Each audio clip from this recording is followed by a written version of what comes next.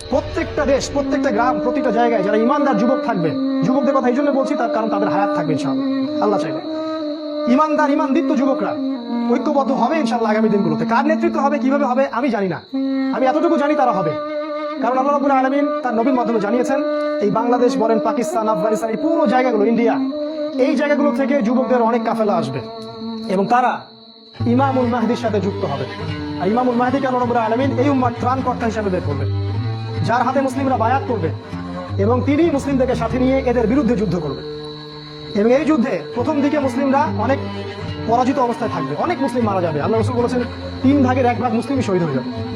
আমরা দোয়া করি ওদের একজন যেন আমরা হতে পারি। 1 ভাগ মুসলিম যুদ্ধের ময়দান থেকে পালাই যাবে।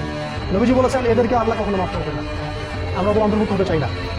আমাদের নবীজি বলেছেন 1 ভাগ মুসলিম বাকি থাকবে, অল্প কিছু মুসলিম, আল্লাহ ভালো জানেন, অল্প কিছু মুসলিম, এই মুসলিমদের হাতে আল্লাহ পাক বিজয় দান করবে এবং ওই পশ্চিমা সভ্যতার পতন ঘটবে। আমেরিকা বলে কোনো কান্ট্রি পৃথিবীতে থাকবে না, ইসরায়েল ধ্বংস হবে, এই পুরো ব্রিটেন পশ্চিমা সভ্যতা ধ্বংস হয়ে যাবে, পৃথিবীর আয়তন কমে আসবে, টেকনোলজি গুলোও চলে যাবে, মানুষ আবার ওই ঘোড়া, ওই ঢাল, ওই তলোয়ারের যুগে ফিরে যাবে, ঠিক আছে যুগ।